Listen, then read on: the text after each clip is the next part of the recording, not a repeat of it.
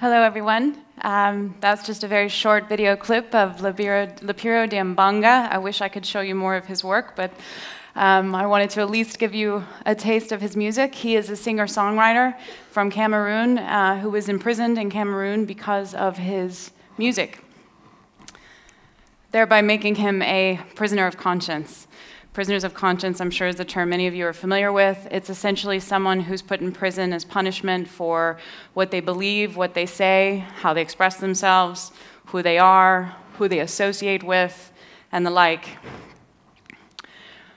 Most often we consider prisoners of conscience to be journalists or human rights defenders, people who are out there disseminating information about abuses in a country. But they can be anyone.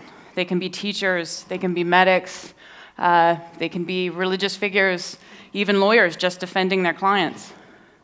And of course, they can be artists and musicians, a category that is not widely known enough, and why a conference like this is absolutely critical. Even Nobel laureates. I would be remiss here in Oslo if I didn't mention the academic and poet Lou Jabot, who was the recipient of the 2010 Nobel Peace Prize. He's imprisoned in China. He remains imprisoned in China, and his wife remains under house arrest. But I'm here today to speak about Lapiro de Mbanga, a very special case to me. As I said, he's a musician from Cameroon, a very popular one. His nickname is Ndinga Man, the guitar man. He's been somewhat political over the years in terms of his music. He uses his music to express what the people cannot, which is to cry for fundamental freedoms and for change and for progress. And at the end of 2007, not long before, the president, Paul Biya of Cameroon, had pushed through the legislature amendments to the constitution, which actually ended term limits, thereby installing him for life. Although at that point, he'd already been president of the country for almost 3 decades. Lapiro de Mbanga, in his position of singing for the people, he wrote and recorded a song called Constitution Constipé, or Constipated Constitution. In this song, he basically says, you know, the president is tired, and he calls on the people of Cameroon to show some compassion and allow their poor, tired president to finally get the much-needed vacation that he needs. So it was very innocuous in terms of the lyrics of the music. It was not lost on the Cameroonian government. He was arrested and imprisoned within 6 months. Now, what happened within that 6 months is critical because it was what provided the platform for the government to arrest him. In some cases of prisoners of conscience, you get fabricated charges, such as this case. In other cases, you get anti-terror laws, which we've heard a little bit about, where they're used to go after people for their opinions. The country was engulfed, in part because of a downturn in the economic situation. As you might all recall, in 2008, protests and riots erupted actually throughout the African continent, and in Cameroon they were particularly severe. The people were upset about increases in fuel prices, shortages in food, and in particular the fact that they looked at a president who'd been there more than 3 decades, and they weren't seeing that he was doing anything for them, and they wanted him to go. So at that time, when the country erupted in protests, Lapiro's song had been released about 6 months before, a few months before.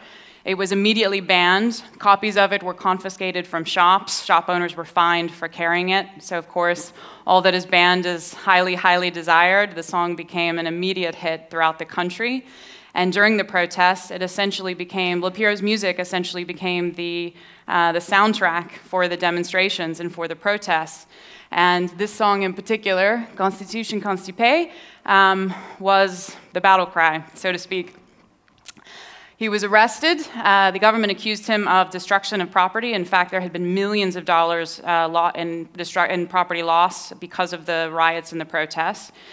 Originally they accused him of destruction of property. Of course, when they went to prosecute him in court, they readily recognized that, in fact, there was no evidence that he'd ever committed anything, and so instead they went after him for incitement, stating that he actually incited people to destroy property, and that his music, in particular, this song, had actually been one of the instigators to get people out on the street.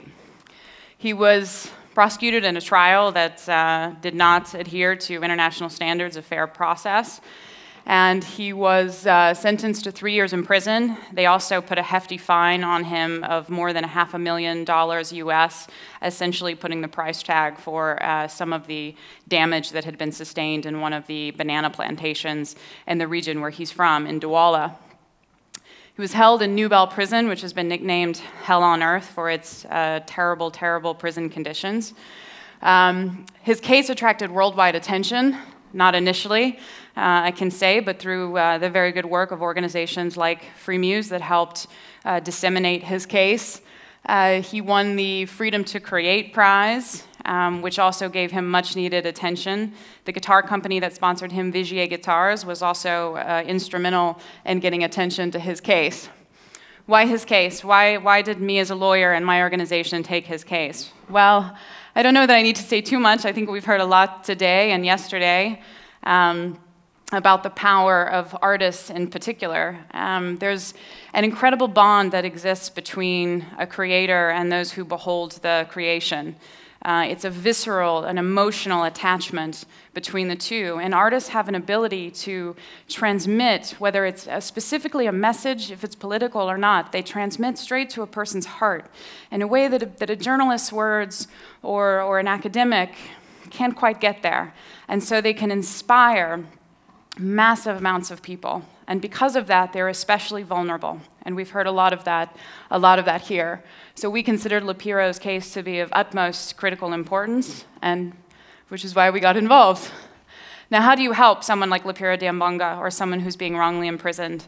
Well, you marshal resources, you bring together allies and people who can be influential in the situation, and you fight from the outside if you have to, if they're being denied justice inside their country like Lapiro was.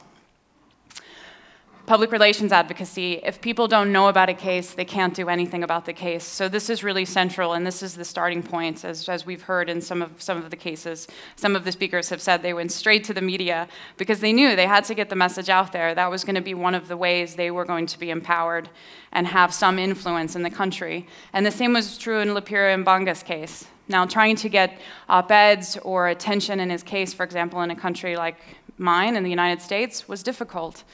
Americans probably couldn't tell you where Cameroon was, so there wasn't necessarily a lot of interest to publish his case. So it meant online presence were critical. Blogs, websites, etc., prizes like the Freedom to Create prize, sign-on petitions, and the like. Political support. We did everything we could to bring countries like France and the United States, Denmark, to advocate for the case. Most notably in the United States, we were able to work with a US senator. He's actually #2 in the Senate. Let's hope that's still the case in the next couple of weeks after the election, Richard Durbin. And Senator Durbin took a personal interest in this case. And he sat down with the Cameroonian ambassador in Washington. He actually sat down with the Prime Minister of Cameroon, not to be confused with the president who actually holds the power, but sat down with the Prime Minister, raised the case, and then most interestingly, he learned that UN Secretary General Ban Ki-moon was going to be traveling to Cameroon. Well, what's interesting is that trying to get to President Biya was our greatest challenge, because in fact, he actually spends about 8 months out of the year in his chateau in Switzerland and is impossible to reach. And so this was an incredible opportunity to have a face-to-face with the president. And in fact, Senator Durbin called UN Secretary General's office and managed to explain the case to him and inspire him to do something on the case. And in fact, Ban Ki-moon raised Lapiro de Mbanga's case directly with President Biya. Of course, he was told that Lapiro is a troublemaker and a problem for his country. And later, during this trip, in fact, we were told out of a 45-minute meeting, which was there to discuss the upcoming General Assembly and Development Millennium Goals, at least half of that time was spent talking about Lapiro de Mbanga's case. This is really incredible for his case, that Ban Ki-moon took such a special interest. The very next day, the message came that, in fact, the Cameroonian government was willing to actually consider to release Lapiro. The only caveat, the only thing they wanted was that he withdraw his Supreme Court appeal, which was actually still pending. When I got this information, I called Lapiro. Yes, I called Lapiro. He actually had a cell phone in prison, unlike any other case I've seen.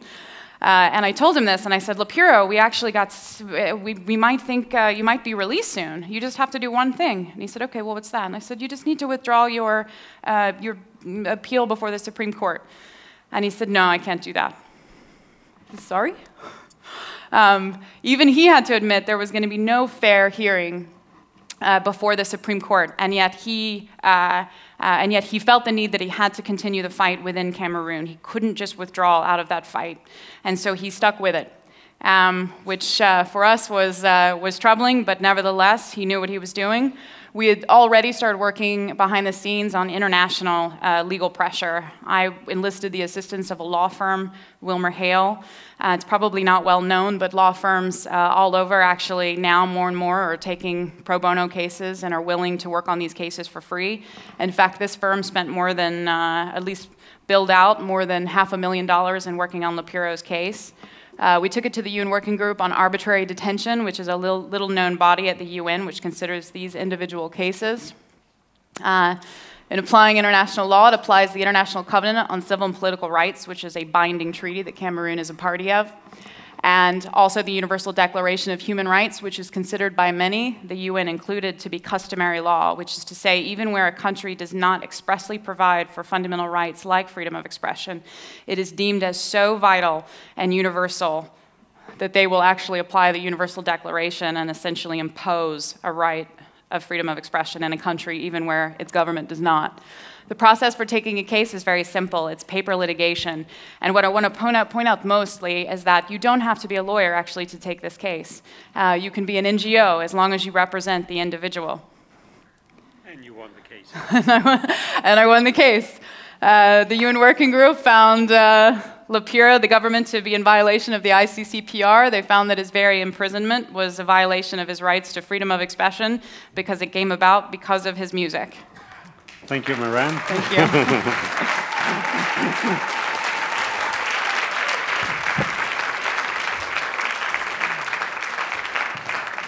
And only because we've been working together I can censor her, but I knew she was rounding up.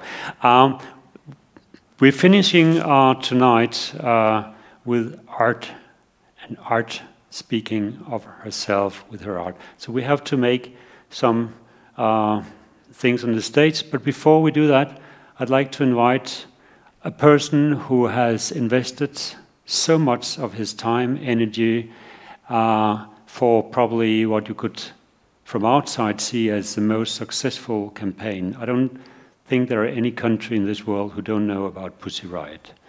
The man, the brain behind the big global success, has been organizing concerts. He was very active in the Green movement, still active, and he hardly sleeps because this goes on. So please welcome Alexander Cheparukhin.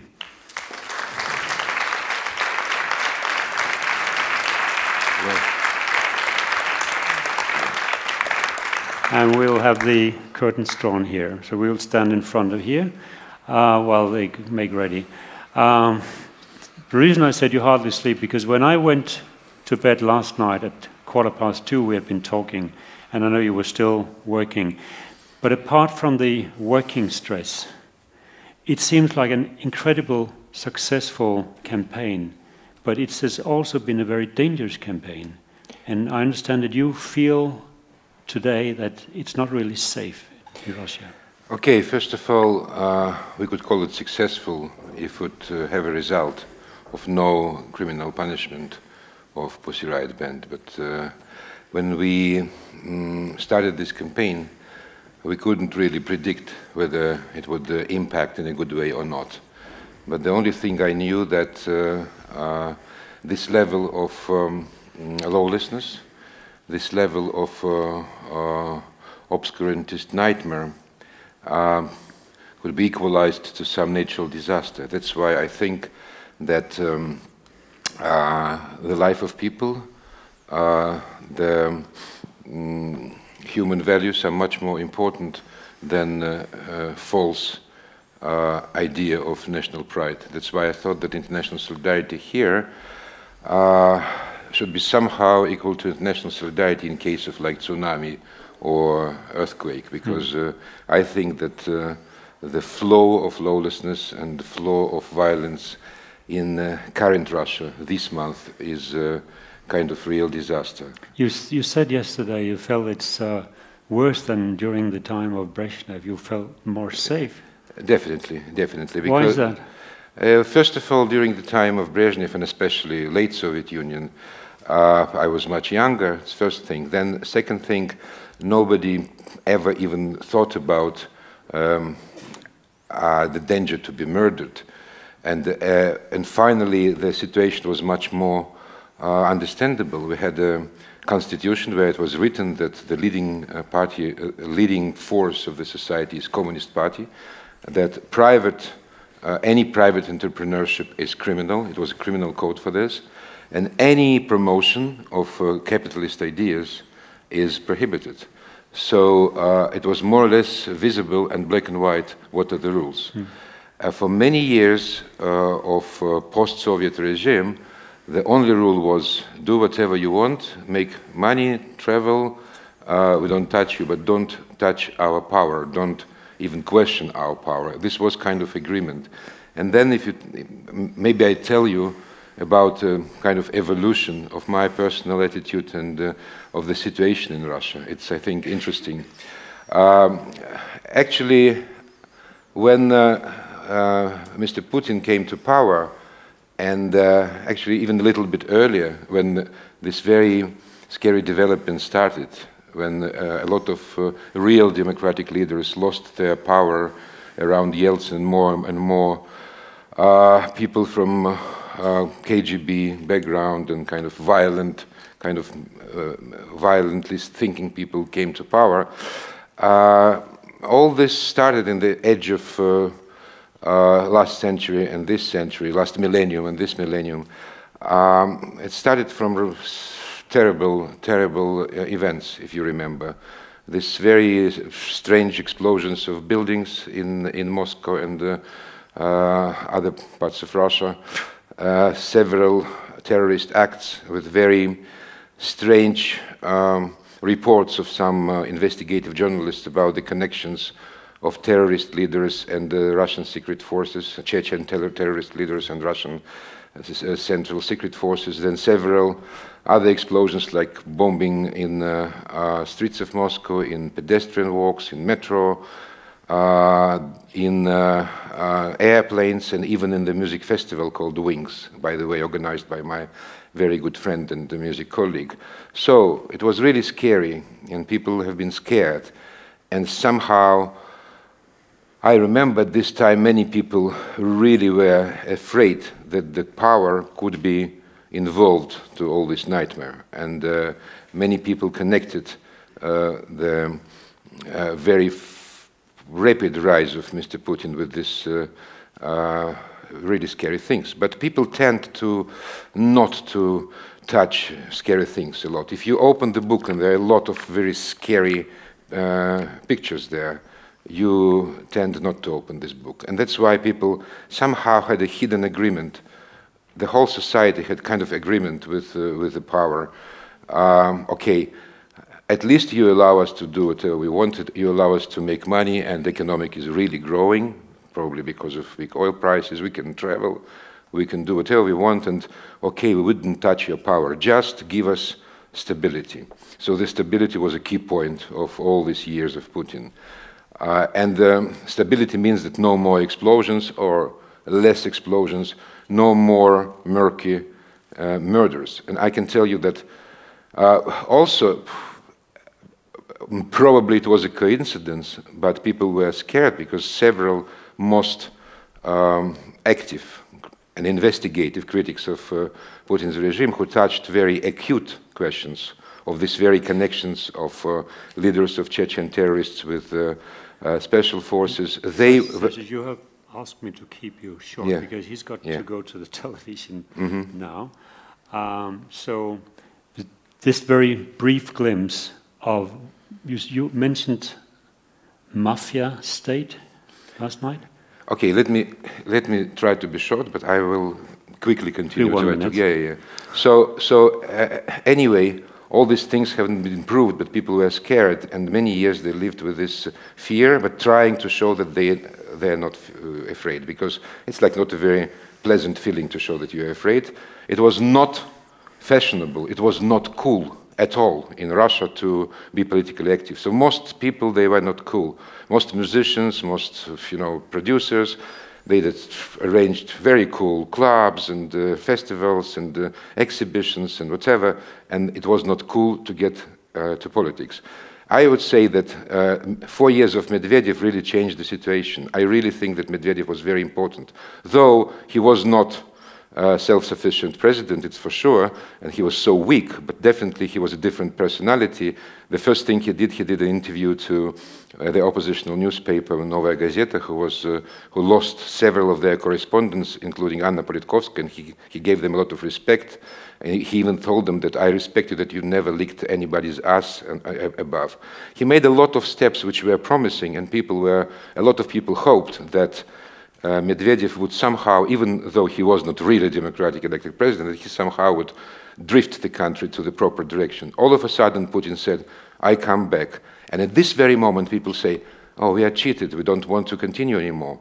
And they became incredibly active. The protest movement resulted 100,000, even more than 100,000 people in the streets of Moscow many times, instead of like 200, 300 for all these last years. And I personally, I felt myself living in a poisoned background. Even when I did some interesting things, wonderful festivals, met Medvedev twice, he was dancing in my festival, helping us, everything was kind of promising, but I feel this poisoned background because the most acute questions were not answered. We never had answers what really happened in Beslan with this, deaths of children, what really happened in the Nordost, in the theater. We had some terrible, terrible things, and we never got direct and pure answers. And why Pussy Riot, I think, became so visible in all this protest movement? Because it's the most black and white case. Because it was absolutely visible that Pussy Riot didn't do anything criminal. Yes, they violated administrative code, it's for sure.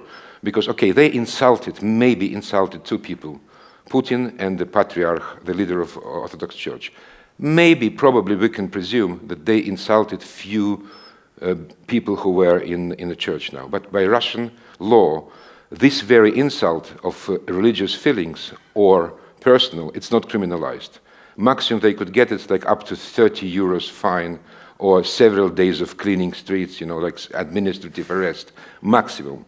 So they decided, the power decided to criminalize this case, and they have to invent something.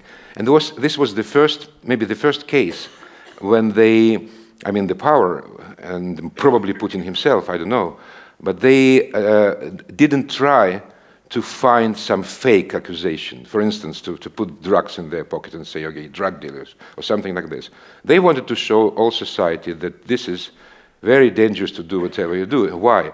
Because the girls, they again, as many people before who really suffered more, who died, they were biting the most acute point of today's regime. They were showing at the very beginning of trying to invent new ideology for Russia, because ideology didn't exist.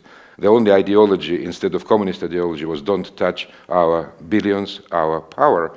But in this very case, they found that the new ideology is trying to find the sacral fundament for quasi-monarchy of Putin. And the sacral fundament is what? History, Orthodox Church, sacral things. And almost openly, the patriarch said that don't go to meetings, the Putin is selected by God, and even Putin propagandists who are on TV, they started step by step to promote this idea that, you know, this is monarchy, let's forget about this democracy, you know. It was the first time when this open propaganda of non-democracy started, and they disclosed this very connection, because in a very aggressive form, they said that, you know, the top of Orthodox Church is related with the power, they are related with KGB, and they would better believe in God than believe in central power, than believe in Putin. And the main message was Mother Mary, Virgin, God's mother, get rid of Putin, you know, expel Putin. This was the point. And since they were disclosing this very starting plan to sacralize, to find a sacral fundament for Putin's eternal rule, they have been punished like this with a very fake accusation, and the court was so stupid in just doing whatever they have got from above. It was so visible, and that's why a lot of protests happened. Even there are books about these protests now, you know, and it's really getting to something which we never experienced. It's getting to gangster state. So thank you to Alexander for joining us.